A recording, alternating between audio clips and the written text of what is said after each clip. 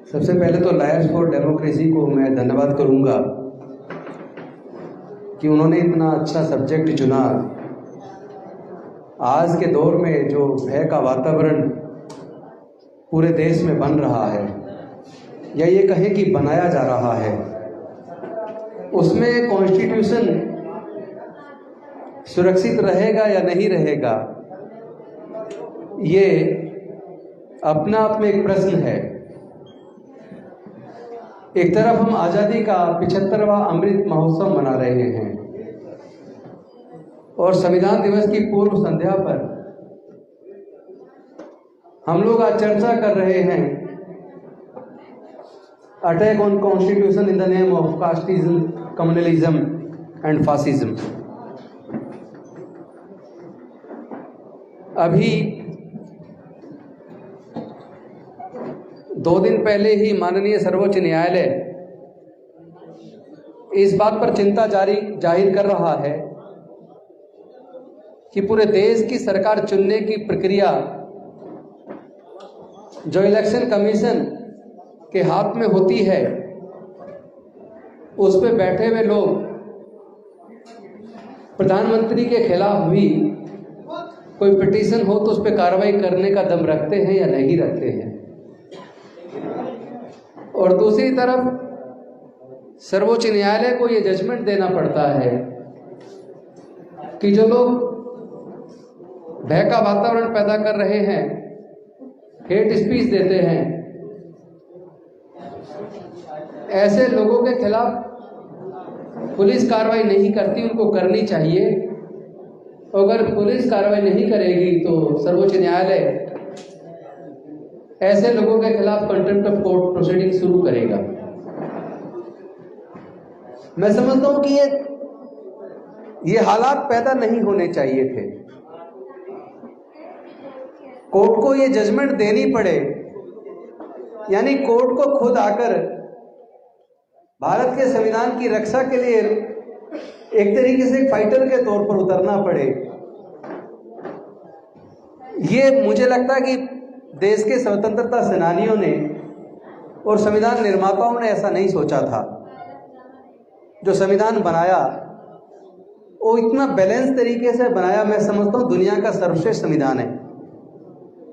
लेकिन उसमें बाबा साहेब की वो बात याद आती है जो उन्होंने संविधान सभा के सामने कही थी कि संविधान कितना ही अच्छा क्यों ना हो, अगर उसको इम्प्लीमेंट करने वाले लोग ईमानदार नहीं होंगे, उनकी नीयत अच्छी नहीं होगी, तो अच्छे से अच्छा संविधान भी बुरा साबित होगा। और उन्होंने ये भी कहा था कि संविधान में अगर कुछ कमी भी हो, अगर उसके लागू करने वाले लोगों की नीयत अच्छी होगी तो वो संविधान भी अच्छा साबित होगा। तो इस अवसर पे आपने मुझे बोलने का मौका दिया, मैं बेहद अच्छा महसूस कर रहा हूँ। और अपने मंत्री बनने से पहले का 22 साल का वकालत का कैरियर, मेरा चैम्बर भी यहीं आपके बीच है और यहीं से शुरुआत की, बल्कि शुरुआत में तो यहीं 93 नंबर सीट पे बैठते थे हम। हमारी मूंछें भी काली थी, मूंछें भी काली थी, बाल भी काले थे, वो हमने कमा के सफ़ेद कर लिए हैं। और मुझे बेहद खुशी है कि शायद पंचोली जी मुझे नहीं पहचान रहे होंगे। हम लोगों ने 1988 के करीब, अशोक भारती जी बैठे हैं, कुछ साइकिल मार्च निकाले और कई बड़े बड़े प्रोग्राम किए जिसमें पंचोली जी आप आया करते थे, हम आपको सुनते थे। गांधी पीस फाउंडेशन हाल में किया, शहीद भगत सिंह पार्क से किया, जस्टिस वीएम तारकुंडे भी होते थे। तो हम कोई अचानक इस समाज के आंदोलन में नहीं कूद गए। हमारी पूरी जिंदगी 54 साल की उम्र में से 40 साल मिशन मूवमेंट में गुजरे हैं। दुख इस बात का है कि इतना बुरा हाल देश का अब से 40 साल पहले नहीं था। जातिवाद तब भी था, आज भी है, लेकिन आज ज्यादा बुरे विभत्स रूप में सामने है। देश के संविधान को खतरा उस वक्त उतना नहीं था, संविधान प्रोटेक्ट करता दिखता था, लेकिन जो संवैधानिक संस्थाओं पे बैठे लोग हैं, अगर वो लोग राजनीतिक लोगों के सामने सरेंडर कर देंगे, सत्ता में बैठे लोगों के सामने सरेंडर कर देंगे और राजनीति पूरी तरीके से जातीय धर्म पर आधारित हो जाएगी, तो फिर देश को बचाना बड़ा मुश्किल हो जाएगा। हम लोग तो जस्टिस जसपाल जी की दिल्ली रैंट कंट्रोल एक्ट पे सारी किताबें पढ़ के जजमेंट उसमें से निकाल के वकालत करते रहे। मुझे खुशी है आपके साथ भी आज मंच शेयर करने का मौका मिल रहा है, तो कुछ सीखने का ही मौका मिलेगा। लेकिन हम लोग क्या इस बात पे चर्चा नहीं होनी चाहिए देश के अंदर कि जिस फासिस्ट रास्ते पर हम चल पड़े हैं, जिस नफरत के रास्ते पर भारत अब चल पड़ा है, उसका हश्र क्या होगा? क्या हमें अपने पड़ोसियों से सबक नहीं सीखना चाहिए? अगर हम अपने पड़ोसी देश पाकिस्तान की तरफ देखें, अफगानिस्तान की तरफ देखें, इराक की तरफ देखें, ईरान की तरफ देखें, लेबनान, सीरिया, उनकी तरफ देखें और हम ये महसूस करें कि वो जो कट्टरपन वहाँ बढ़ा, वो कट्टरपन उन देशों को तबाह कर गया। भारत अगर प्रोग्रेसिव था, आगे बढ़ रहा था, तो इसीलिए बढ़ रहा था क्योंकि यहाँ सहिष्णुता ज़्यादा थी, यहाँ दूसरे की बात को सुनने का हौसला था, यहाँ नफरत का वातावरण उस तरह नहीं बढ़ रहा था, यहाँ कम से कम जाति और धर्म पूछ के हत्याएं नहीं होती थी। जाति की वजह से उत्पीड़न था वो अलग तरह का था, और धर्म के नाम पे दंगे तो हर साल होते थे।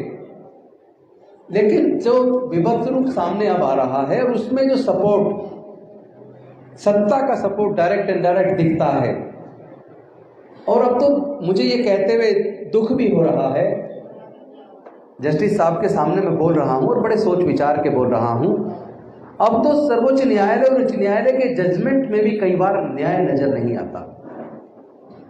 हम लोग पढ़ते थे एप्लीकेशन ऑफ माइंड होना चाहिए, जुडिशियस माइंड होना चाहिए एक जज का, लेकिन अब तो जजमेंट में जुडिशियस माइंड नजर नहीं आता। इसी तरह अगर जाति और धर्म के नाम पे नफरत बढ़ती रही,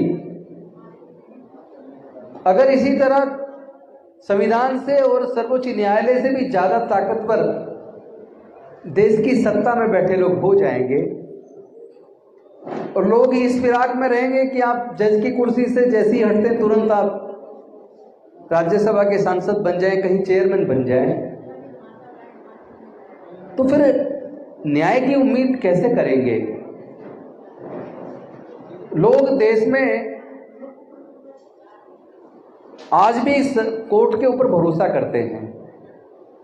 जब कहीं ज्यादा परेशान हो जाते हैं, कोई डराता तो कहते कोर्ट चला जाऊंगा मैं, यानी उन्हें अभी भी ये भरोसा कि कोर्ट से मुझे न्याय मिल जाएगा। अब चूंकि हम लोग तो पैसे से वकील हैं, अपने अनुभव के आधार पर क्या हम इस बात को स्वीकार कर सकते हैं कि कोर्ट के अंदर आज सही मायने में सबको न्याय मिल जाता है? तो आपका मन खुद कहेगा कि शायद इस कथन में सत्यता उतनी नहीं बची है।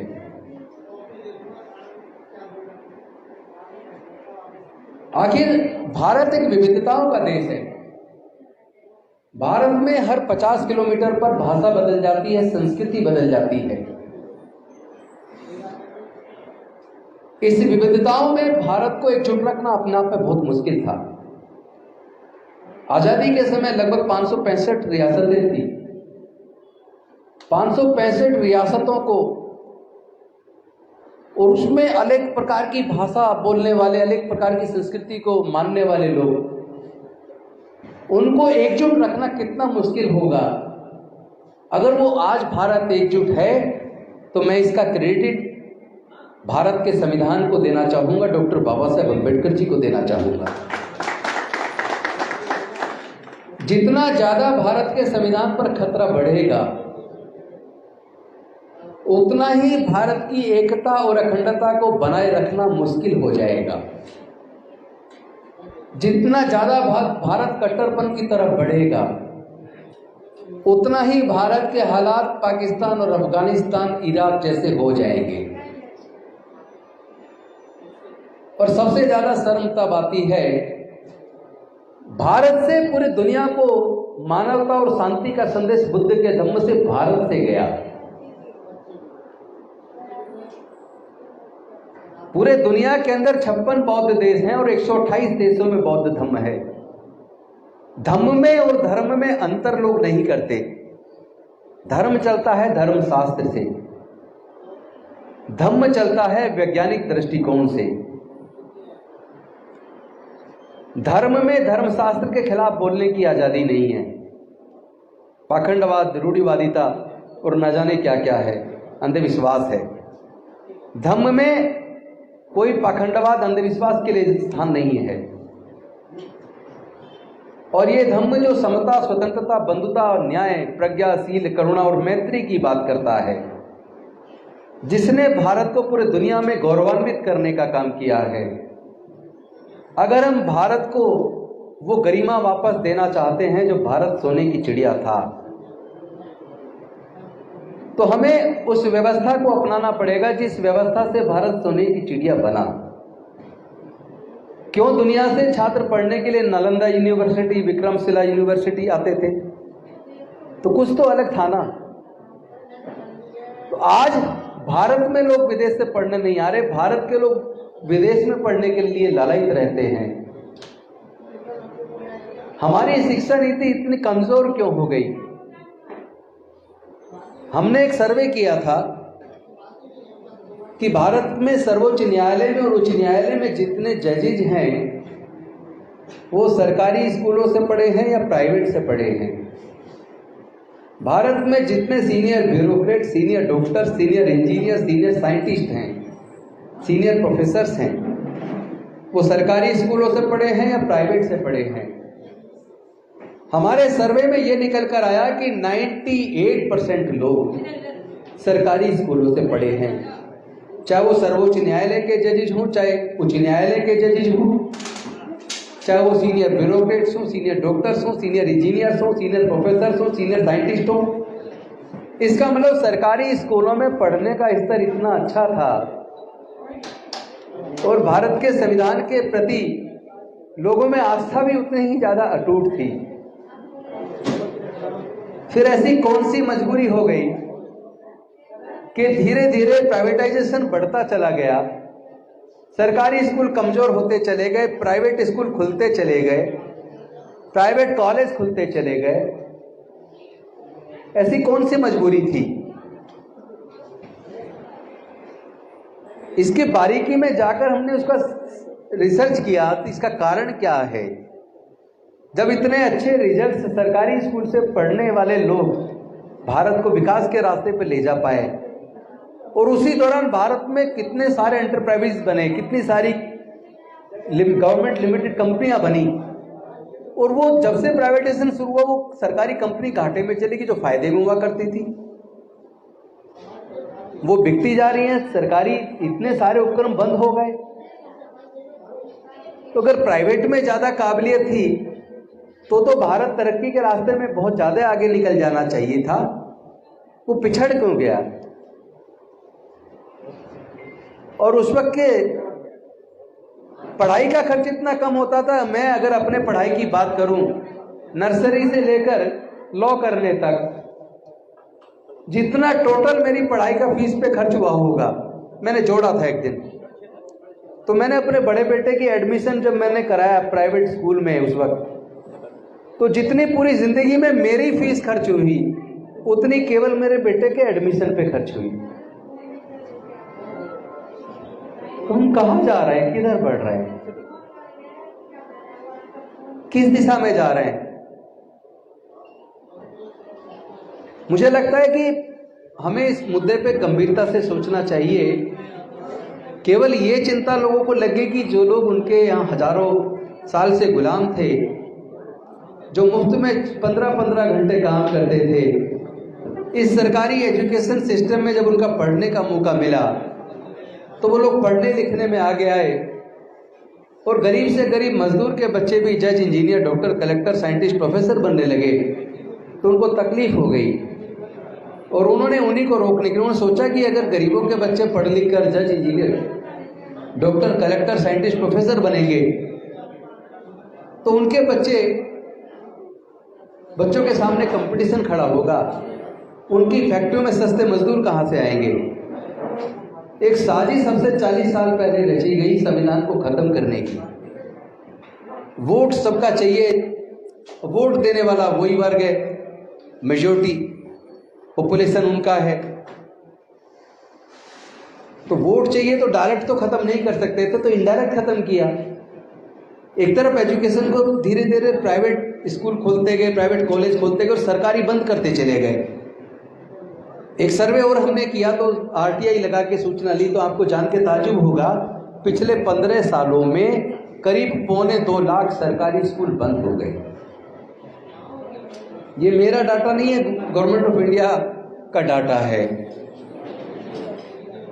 और दूसरे सरकारी स्कूल जितने बने थे वो धीरे धीरे बंद हो गए, प्राइवेटाइज हो गए। आज इंजीनियरिंग में आपका बच्चा एडमिशन लेता है, जिनके बच्चे इंजीनियरिंग कर रहे होंगे, सरकारी इंजीनियरिंग कॉलेज की बात करूं, प्राइवेट की नहीं, 1 साल की फीस 2 लाख से ज़्यादा है। हॉस्टल का खर्चा अलग है, बाकी खर्चे अलग है। यानी 4 साल का इंजीनियरिंग का कोर्स कराने के लिए एक माँ बाप को 12 से 15 लाख रुपए खर्च करना होगा। और हमारे देश में अगर एससी और एसटी की बात करूं और माइनॉरिटी की बात करूं तो 99.5% लोग ऐसे हैं जो ये 12 से 15 लाख का अपने बच्चे की पढ़ाई का खर्चा नहीं उठा सकते। अगर मैं ओबीसी की बात करूं तो 95% लोग ऐसे हैं जो ये 12-15 लाख का खर्चा नहीं उठा सकते। और अगर मैं ओपन कैटेगरी की, जनरल कैटेगरी की बात करूं तो उसमें भी कम से कम 90% लोग ऐसे हैं जो अपने बच्चे की पढ़ाई का 4 साल का इंजीनियरिंग का कोर्स करवाने के लिए 12 से 15 लाख का खर्चा नहीं उठा सकते। तो फिर भारत जा कहाँ रहा है? केवल एससी, एसटी, ओबीसी, माइनॉरिटी नहीं, जनरल कैटेगरी के भी 90% लोग तो अपने बच्चों को नहीं पढ़ा पाएंगे। वो भी सरकारी स्कूल और सरकारी कॉलेज के ऊपर निर्भर हैं। और ऊपर से ये जो हेटर्ड, ये जो नफरत बढ़ रही है, जो जाति और धर्म के नाम पर उन्माद बढ़ रहा है, आप अगर उसमें देखेंगे तो उसमें जिनका इस्तेमाल होता है, मारने वाला भी गरीब और मरने वाला भी गरीब, जेल जाने वाला भी गरीब, और फिर कोर्ट में धक्के खा के पूरे घर बेच के अपने बच्चे के केस को लड़ने वाला भी गरीब। बर्बाद कौन हो रहा है? दंगों में आपको कोई भी उस क्लास का आदमी जो अपने बच्चे की पढ़ाई पे 15-20 लाख खर्च करता है, उसके परिवार का बच्चा आपको ना दंगे में मिलेगा, ना धार्मिक जुलूस में मिलेगा, ना वो कावड़ लेने जाता हुआ मिलेगा, ना किसी इस तरह के गतिविधियों में कहीं शामिल मिलेगा। तो तनेजा जी इशारा कर रहे हैं छोटा करें, तो मैं छोटा ही कर देता हूं, क्योंकि हम जस्टिस जसपाल सिंह जी को सुनेंगे। क्या करूं मैं पूरे देश में जा रहा हूं और लगातार जो देख रहा हूं, तो सब्जेक्ट कुछ भी हो ले दे के वो सब्जेक्ट उसके इर्द गिर्द है, तो मैं फिर रोक नहीं पाता। वो सारे मेरे भाव जो मन में है वो सामने आ जाते हैं। वो चूंकि अंदर का दुख है। मैं सच बता रहा हूँ, मुझे ये मंत्री पद की कुर्सी छोड़कर बहुत ही आनंद की अनुभूति हो रही है। लग रहा देश में पूरे जाकर इस लड़ाई को लड़ने की जरूरत है। मंत्री रह के कुछ सीमाएं थी, दिल्ली में ज़्यादा रहना होता, बाहर कम जाना होता, लेकिन अब हमारे पर खुल गए। पूरी इस लड़ाई को पूरे देश में जाके लड़ेंगे। और बहुत खुशी की बात है, लॉयर्स फॉर डेमोक्रेसी के हमारे साथी वो भी लगातार इन मुद्दों पर चिंतन करते हैं। संविधान कैसे बचाया जाए, संविधान को जो खतरा है उसको बचाने के लिए तो कोर्ट भी सामने नहीं आ रही। सबसे ज़्यादा दुख तो इसलिए है, सबसे ज़्यादा दुख इसलिए जब कोर्ट भी सामने संविधान को बचाने के लिए नहीं आ रही, जबकि संविधान को बचाने की सबसे ज़्यादा बड़ी और प्राथमिक जिम्मेदारी वो तो कोर्ट की है, सर्वोच्च न्यायालय की। वही तो उसकी प्राथमिक जिम्मेदारी उसको सेव करने की है। और साथ में सरकारें जो पॉलिसी बनाती हैं वो संविधान के विरुद्ध तो नहीं है, वो अपने अधिकार के क्षेत्र से बाहर जाकर तो नहीं, लेकिन आजकल वो हो रहा है। आजकल तो जो भी सरकारें बना रही हैं, पिछले मैं 10-12 साल से देख रहा हूँ, वो संविधान की मूल भावना के खिलाफ जाके बना रही है। चाहे वो ईडब्ल्यूएस का जजमेंट भी पढ़े तो वो संविधान से बिल्कुल हटके जिस दिशा में देश बढ़ रहा है, मुझे लगता है उसमें संविधान को बचाना का मतलब होगा देश को बचाना। सबको चाहिए देश को अगर बचाना है तो भारत के संविधान को बचाएं। इन्हीं शब्दों के साथ मैं अपनी वाणी को विराम देता हूं। आपने मुझे अवसर दिया, और आप मुझे सुन भी रहे हैं। मैं इसके लिए आपका आभार व्यक्त करता हूँ। बहुत बहुत धन्यवाद। जय हिंद, जय भीम, जय भारत।